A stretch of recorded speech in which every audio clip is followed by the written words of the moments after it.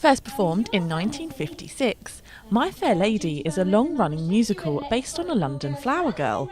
But it has since become a lost play, as performing rights have not been available in the UK.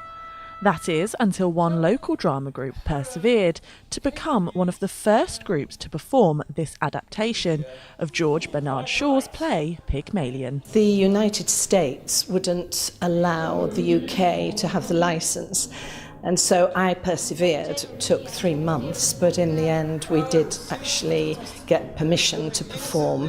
And we just were so happy when they actually said, oh, we've given you rights. And we are now, yes, the first group to actually perform in the UK for 7 years. And for one of the actors, being able to perform in My Fair Lady is a dream come true. It's a show I've always wanted to do. I've always wanted to play Eliza Doolittle ever since I started singing lessons at the age of about 12. It's very exciting. It's been sort of nearly 20 years that I've sort of, since I last saw it in the West End and thought, yes, I'd love to do this. And so I've been singing along to the CD and things. So it's, to be able to do it finally is great. The role of Eliza Doolittle was brought to life by Audrey Hepburn in 1964, but this is something Danielle tried to ignore in her portrayal of the Cockney flower girl. Trying to forget everything I know about the film, it's very easy to have Audrey Hepburn's voice in your head, and it's great because she's given a very good example of how to do it, but actually going back to the script and really thinking, what does each of these lines mean?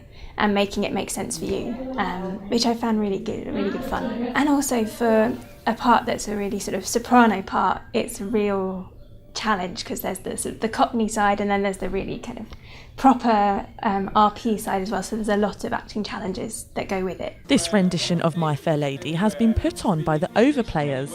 Set up 35 years ago, the local drama group provide entertainment for a number of Cambridgeshire villages. We do Shakespeare, which appeals to some people. We do musicals, which appeals to other people.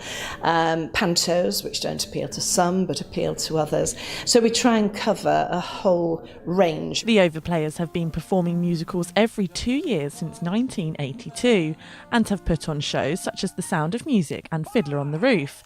But what was it about My Fair Lady that was so appealing? We just look at the cast we have got and we try and choose a show that will fit the bill. My Fair Lady is such a classic production, and to us I think it just had everything. And it seems the Overplayers have become an act to follow. When we went to actually get our costumes and phoned for costumes, everyone said, but no one can do My Fair Lady, so how is it you're doing it? And I said, well, we've managed to get the licence.